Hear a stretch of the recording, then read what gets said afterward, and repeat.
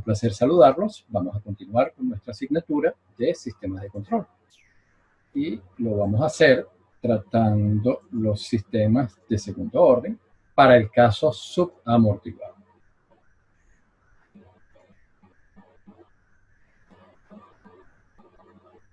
Entonces, aquí en esta gráfica tenemos los distintos comportamientos que puede tener un sistema de segundo orden. Es el caso aquí de un sistema no amortiguado, un sistema subamortiguado, un sistema críticamente amortiguado y un sistema sobreamortiguado. Entonces, recordamos que todos estos comportamientos se pueden vincular con el coeficiente de amortiguación o dependen del coeficiente de amortiguación.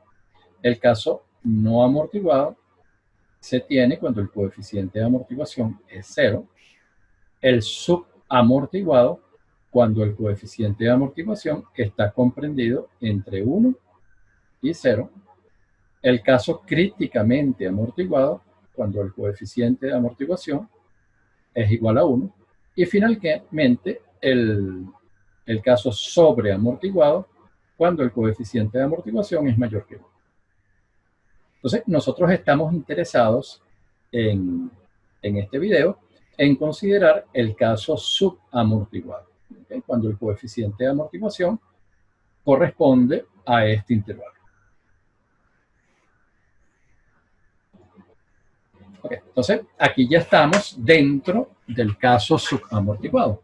Fíjense que los valores del coeficiente de amortiguación están comprendidos entre 0 y 1. Entonces, ¿qué es lo que distingue a este caso? Aquí tenemos las respuestas al escalón. El valor de estado estacionario aquí es 1.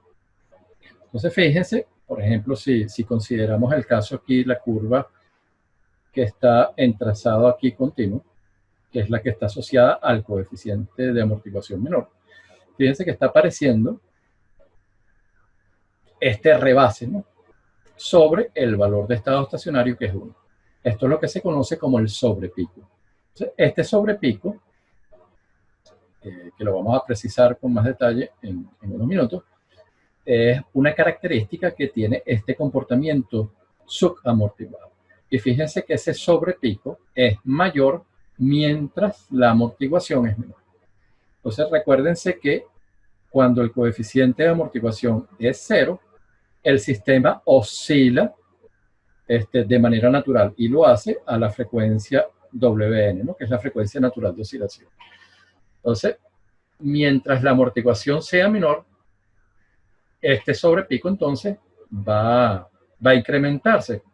Cuando se aumenta la amortiguación, eso constituye como una especie de freno, si lo quieren ver así, para la respuesta, y el sobrepico comienza a disminuir. En el caso aquí extremo, que es el caso críticamente amortiguado, en ese caso no tenemos ya sobrepico.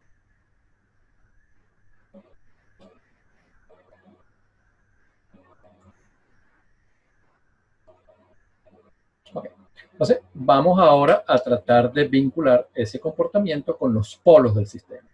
Entonces, recuérdense que los polos son las raíces del polinomio característico. Aquí aparece el polinomio prototipo para un sistema de segundo orden. Y recordamos que el coeficiente de amortiguación está comprendido entre estos dos valores, ¿no?, entre 0 y 1. Aquí, al aplicar la resolvente y tomando en cuenta que el coeficiente de amortiguación está entre 0 y 1, los dos polos van a venir dados por esta expresión que está acá. Entonces, si nosotros ahora reescribimos este producto del coeficiente de amortiguación por la frecuencia natural, lo renombramos como alfa, y esta parte que está aquí como omega sub d, okay, nosotros podemos simplificar esta expresión para hallar los polos, ¿okay?, que es lo que tenemos aquí, menos alfa más menos j omega d. Alfa es lo que se denomina el coeficiente de atenuación y es el recíproco de la constante de tiempo. Entonces, la constante de tiempo aquí, tau, entonces va a venir dada por 1 entre el producto del coeficiente de amortiguación por la frecuencia natural. Entonces, recuérdense esto porque más adelante cuando especifiquemos medidas del comportamiento de un sistema de segundo orden, va a aparecer de nuevo el tau. Entonces tau es 1 entre z por omega n. Y la otra figura aquí, la otra variable, el omega sub d, es la frecuencia amortiguada de oscilación, que es una frecuencia que es menor que la frecuencia natural.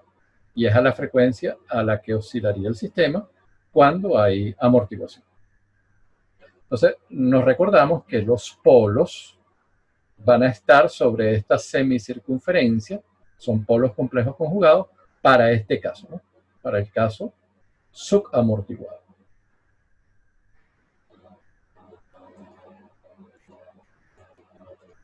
Ok, entonces vamos a identificar una serie de lugares geométricos constantes. Recuérdense que un lugar geométrico es una gráfica, en este caso sobre el plano complejo, cuando algún parámetro permanece constante. Entonces, nosotros vamos a considerar tres tipos de lugares geométricos. Los de alfa constante, coeficiente de atenuación constante, los de omega d constante, frecuencia amortiguada de oscilación constante, y los de z constante, es decir, coeficiente de amortiguación constante. Recordamos que alfa aparece cuando nosotros expresamos los polos del sistema de segundo orden. Entonces, alfa matemáticamente es la parte real. Entonces, cualquier polo ubicado sobre estas líneas verticales van a tener la parte real constante. ¿Y por qué eso es interesante? Bueno, porque recuérdense que este alfa está vinculado a la constante de tiempo. El recíproco de alfa es la constante de tiempo. Entonces, cuando alfa es pequeño, la constante de tiempo es grande. Y aquí, cuando alfa es grande, el recíproco, la constante de tiempo, es pequeña. Y eso nos ratifica lo que nosotros ya habíamos comentado en otras oportunidades, que los polos que están cerca del eje imaginario son polos lentos, tienen grandes constantes de tiempo, mientras que los polos que están alejados del eje imaginario son polos rápidos porque tienen constantes de tiempo pequeñas. Entonces la respuesta natural asociada a estos polos, a los polos rápidos, desaparece más rápidamente que la respuesta natural asociada a los polos lentos. ¿Ok? Entonces, en resumen, los lugares de alfa constante son líneas verticales. Ahora vamos con los lugares de frecuencia amortiguada constante. Aquí la frecuencia amortiguada está en la parte imaginaria de los polos. Y esta parte imaginaria va a ser constante en estas líneas horizontales. Entonces, las líneas horizontales que estén aquí por encima van a tener una frecuencia amortiguada mayor que las que estén por debajo. Eso es lo que estamos especificando aquí. Entonces, en resumen, ahora los lugares de omega d constante son líneas horizontales. Ok, para el caso de los lugares de z constante, recuérdense que el coeficiente de amortiguación corresponde al coseno de este ángulo que está acá, este ángulo θ. Entonces, para valores de θ pequeños, ¿okay?, vamos a tener un coeficiente de amortiguación mayor. Entonces, aquí el coeficiente de amortiguación asociado a este ángulo θ1 es mayor que el coeficiente de amortiguación asociado al ángulo θ2. Entonces, eso lo podemos recordar. Por ejemplo, aquí cuando esto está completamente dispuesto en forma horizontal, que el ángulo es 0, el coseno de 0 es 1. Y eso va a corresponder entonces al caso críticamente amortiguado. Los polos estarían sobre el eje real aquí negativo, ¿okay?, cuando el ángulo es 0. Entonces tendríamos los polos, serían dobles ubicados sobre el eje real negativo. Pero cuando el ángulo es 90 grados, los polos van a estar sobre el eje imaginario y eso corresponde a z igual a 0. Entonces nos estamos moviendo entre estos dos casos extremos. Coeficiente de amortiguación 1 cuando el ángulo es 0 y coeficiente de amortiguación 0 cuando el ángulo es 90 grados. Entonces, en posiciones intermedias vamos a tener esta relación, que mientras el ángulo sea mayor, el coeficiente de amortiguación entonces será menor. Entonces, los lugares de coeficiente de amortiguación constante son estos rayos, ¿no?, que nacen aquí en el origen. Entonces, en resumen, los lugares de alfa constante, líneas verticales, los lugares de omega d constante, líneas horizontales, y los lugares de coeficiente de amortiguación constante son estos rayos.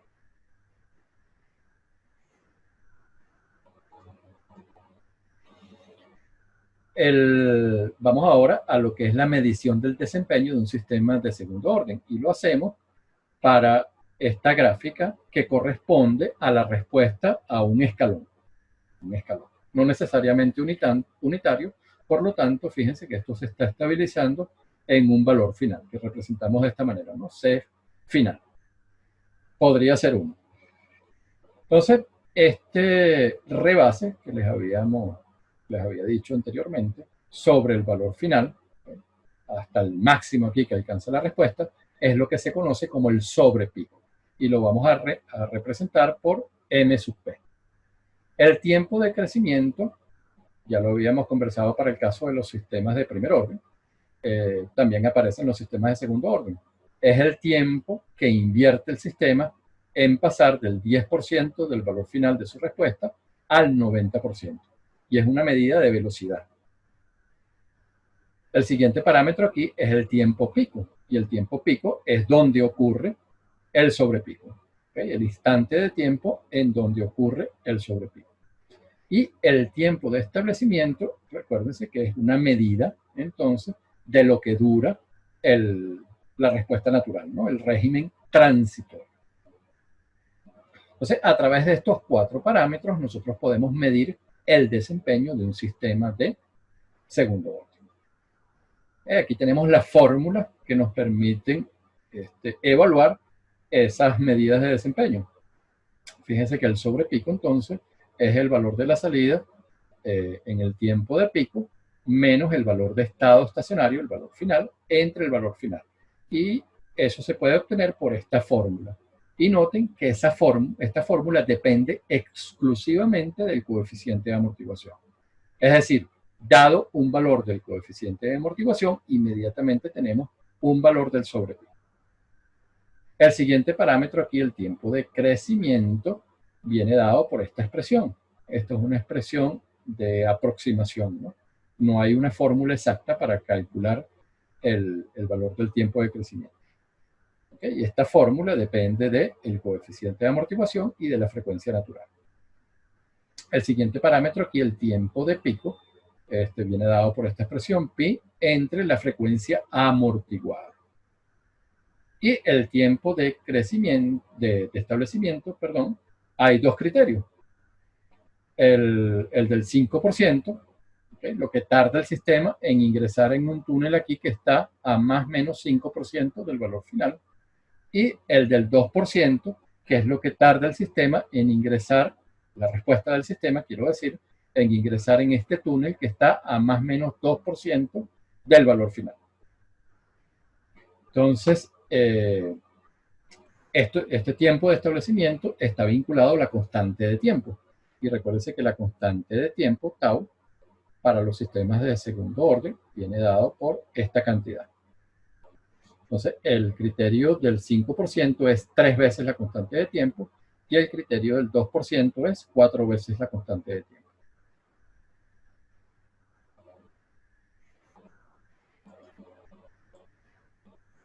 ¿Okay? Aquí lo que habíamos dicho, fíjense que el sobrepico depende exclusivamente del coeficiente de amortiguación. Entonces nosotros pudiéramos aquí despejar ya directamente el coeficiente de amortiguación en términos del sobrepico, ¿okay? Que es esta fórmula que les coloco acá. Entonces, dado un valor del sobrepico, si quieren un valor deseado, nosotros pudiéramos calcular el coeficiente de amortiguación que se requiere para alcanzar ese sobrepico dado. Ok, fíjense que anteriormente nosotros obtuvimos que los lugares geométricos de alfa constante, ¿okay? Alfa constante, omega D constante y coeficiente de amortiguación constante eran, para el caso de alfa constante, eran líneas verticales. Para el caso de la frecuencia amortiguada constante, eran líneas horizontales. Y para el caso del coeficiente de amortiguación constante, eran estos rayos, ¿no? Eran las líneas que tenían una inclinación. Entonces, fíjense que en este caso nosotros vamos a vincular esos lugares con las medidas de desempeño que definimos previamente. En particular, tiempo pico, tiempo de establecimiento y sobre pico. Entonces, por ejemplo, aquí tenemos esta que está arriba, que es la de tiempo pico. Recuérdense que el tiempo pico, ¿cómo se define el tiempo pico? El tiempo pico es pi entre la frecuencia amortiguada. La frecuencia amortiguada tiene un lugar geométrico que es una línea horizontal. Entonces, todos los polos, ¿okay?, que nosotros ubiquemos sobre estas líneas, que son líneas horizontales, van a tener la misma frecuencia amortiguada y por lo tanto el mismo tiempo pico. Entonces, los lugares de tiempo pico constante son líneas horizontales. Luego tenemos los lugares de sobrepico constante, que son los rayos, porque recordamos que el sobrepico está vinculado entonces al coeficiente de amortiguación. Los lugares de coeficiente de amortiguación constante son estos rayos, por lo tanto, esos rayos los podemos asociar a lugares de sobrepico. Y finalmente, el tiempo de establecimiento. Recuérdense que el tiempo de establecimiento depende, vamos a pensar en el criterio de 2%, es 4 veces la constante de tiempo. Y aquí este producto del coeficiente de amortiguación por la frecuencia natural es lo que llamamos alfa, ¿no? El coeficiente de atenuación. Y el coeficiente de atenuación está vinculado a lugares que son líneas verticales. Entonces, en resumen, nosotros vamos a tener que las líneas verticales están asociadas a lugares de tiempo de establecimiento, las líneas horizontales a lugares de tiempo de pico constante, y estos rayos, las líneas que tienen inclinación, están vinculadas a lugares que tienen el máximo sobre pico constante. Y luego tienen estas relaciones para determinar cuándo unas son mayores o menores. Y esto es algo muy importante porque nosotros hemos vinculado entonces los lugares geométricos previos ahora con especificaciones. Fíjense unos ejemplos para explotar esto que acabamos de ver. Aquí tenemos la respuesta al escalón de un sistema de segundo orden para 3 casos. Entonces, estamos considerando que hay configuraciones de polo. Tenemos la configuración 1, la configuración 2 y la configuración 3, que se están moviendo sobre esta línea vertical. Nosotros sabemos que esta línea vertical corresponde a un lugar de alfa constante y por lo tanto eso se va a vincular a un tiempo de establecimiento también constante. ¿Qué es el tiempo de establecimiento? Lo que demora el sistema en alcanzar el valor de estado estacionario. Estos 3 comportamientos, a pesar de que tienen sobrepicos distintos, ¿okay?, y tiempos de pico distintos, todos ellos están demorando lo mismo en su respuesta transitoria. Todos ellos demoran lo mismo, invierten la misma cantidad de tiempo en su respuesta transitoria. ¿Por qué decimos que no tienen el mismo sobrepico? Que lo estamos apreciando aquí. Este es el sistema 3, este es el sistema 2 y este de aquí abajo el sistema 1. Todos es evidente que tienen sobrepicos distintos. ¿Por qué? Bueno, porque los rayos aquí de los coeficientes de amortiguación constante son distintos. También notamos que hay tiempos de pico diferentes. Bueno, ¿por qué? Porque las líneas de tiempo de pico son líneas horizontales y nos están dando distintas dependiendo de el patrón de polos que se considere, ¿no? para cada una de las respuestas. Entonces, todo esto lo podemos anticipar simplemente mirando los polos. ¿Okay? Podemos anticipar este tipo de características, ¿no? De comportamiento. Fíjense aquí otro ejemplo. Ahora, la configuración de polos, tenemos dos, están moviéndose en líneas horizontales. Entonces, nosotros aquí recordamos que las líneas horizontales están vinculadas a lugares que tienen tiempo de pico constante. Entonces, fíjense que estas dos respuestas, es verdad que tienen sobrepicos de valores distintos, pero esos dos sobrepicos están ocurriendo en el mismo instante de tiempo. ¿Y eso por qué? Bueno, porque estos patrones de polo tienen partes imaginarias sobre la misma línea horizontal. ¿Okay? Por supuesto, el tiempo de establecimiento es diferente, tienen líneas verticales distintas y los sobrepicos son distintos porque tienen rayos diferentes.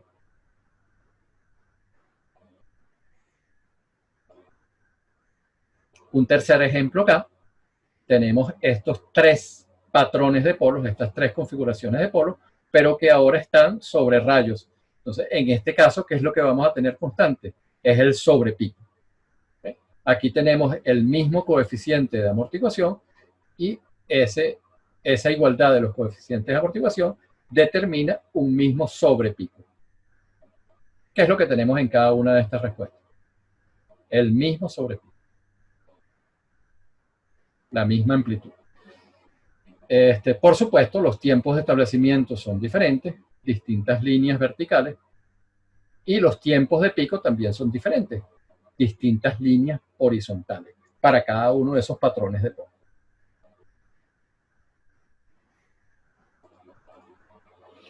Ok, vamos a ver un ejemplo adicional. Aquí nos dan la función de transferencia de un sistema de segundo orden y nos piden que hallemos todas estas figuras de desempeño. Tiempo de pico, sobrepico porcentual, tiempo de establecimiento para el criterio del 2%, tiempo de crecimiento, valor final de la respuesta cuando se aplica a la entrada un escalón unitario. Entonces, aquí simplemente nosotros este polinomio de orden 2 lo comparamos con el polinomio prototipo, ¿no? De un sistema de segundo orden. Entonces, este coeficiente, el que acompaña a la S, lo igualamos con 15. Aquí tenemos esta primera ecuación. Y el término independiente, Wn al cuadrado, lo igualamos aquí con 100. Ok, entonces, de estas dos ecuaciones obtenemos estos dos valores. La frecuencia natural es 10 y el coeficiente de amortiguación es 0,75. Con el coeficiente de amortiguación y la frecuencia natural podemos calcular la frecuencia amortiguada, dada por esta fórmula, y se obtiene este valor. Entonces, después tenemos ya todos los datos necesarios para calcular las medidas de desempeño. El tiempo de pico es pi entre omega d, eso da 0,48. El sobrepico, bueno, utilizamos esta fórmula, nos da 0,0283, nos los piden en forma porcentual, ¿okay? Multiplicamos por 100 y nos da que el sobrepico porcentual es de esta medida, ¿no? 2,83%. El tiempo de establecimiento, criterio del 2%, es 4 veces la constante de tiempo, eso da 0,53. Y para el tiempo de crecimiento, bueno, utilizamos la fórmula que presentamos hace unos minutos y eso da 0,23. Nos estaría faltando el valor final. Para calcular el valor final, el valor de estado estacionario, utilizamos el teorema del valor final de Laplace. Entonces, despejamos de acá la salida transformada y utilizamos entonces el teorema del valor final que nos dice que este valor de estado estacionario se calcula como el límite cuando S tiende a 0 de este producto, S por la transformada de Y de S. Entonces, despejamos Y de S de aquí arriba y recordamos que U de S es un escalón unitario. ¿Okay? Entonces, aquí está S y esta S de la transformada de Laplace del escalón unitario se cancela y lo que queda es evaluar esto en S igual a 0. Entonces, este término desaparece, este término desaparece, ¿no? Nos queda 100 entre 100, que eso es 1. Entonces, la salida se va a estabilizar en 1 cuando aplicamos un escalón a la entrada. Aquí tenemos la gráfica de la respuesta al escalón unitario, que la obtuvimos mediante este código de MATLAB. Y aquí podemos corroborar que efectivamente los valores que obtuvimos antes directamente de nuestra función de transferencia, bueno, lo podemos apreciar aquí que se tienen igualmente en la respuesta gráfica de nuestro sistema. Aquí tenemos otro ejemplo. Nos dan un sistema a lazo cerrado descrito por estas funciones de transferencia. Entonces, en la trayectoria directa tenemos esta función de transferencia G, que depende de este parámetro K, esta constante K. Y en la trayectoria de realimentación tenemos esta función de transferencia H, que tiene un valor constante, ¿no? 0.1. Entonces, nos piden determinar los valores de K, el rango de K, de esta constante K, para que el sistema tenga estos comportamientos, ¿no? El comportamiento subamortiguado, el críticamente amortiguado o el comportamiento sobreamortiguado. Entonces, ¿qué es lo que hacemos? Lo primero que hacemos es hallar la función de transferencia a lazo cerrado, es decir, la que relaciona la señal de referencia RDS con la salida controlada YDS. Aplicamos la fórmula para reducir una malla de realimentación, sustituimos y obtenemos esta función de transferencia. Entonces, ahora el polinomio denominador, que es un polinomio de segundo orden, bueno, lo vamos a comparar con el polinomio de un prototipo de segundo orden. Entonces, igualamos los coeficientes respectivos, nos da estas dos ecuaciones y a partir de estas dos ecuaciones, manipulándolo, nosotros podemos llegar a esto que está aquí en el recuadro, que vincula la constante K con el coeficiente de amortiguación. Entonces ya tenemos la mesa servida para dar una respuesta. Porque recuérdense que los distintos casos de comportamiento de la respuesta dependen de estos intervalos del coeficiente de amortiguación. Entonces el caso subamortiguado tiene un coeficiente de amortiguación menor que 1. ¿Okay? Está entre 0 y 1. Eso corresponde a valores de K que sean mayores que 40. Cuando estamos en el caso críticamente amortiguado, el coeficiente de amortiguación debe ser 1. Eso nos da que K es 40. Y finalmente el caso sobreamortiguado se tiene cuando el coeficiente de amortiguación es mayor que la unidad. Y para ese caso K va a ser menor que 40. Entonces, con esto culminamos este video. Les agradezco su atención. Les deseo el mejor de los días.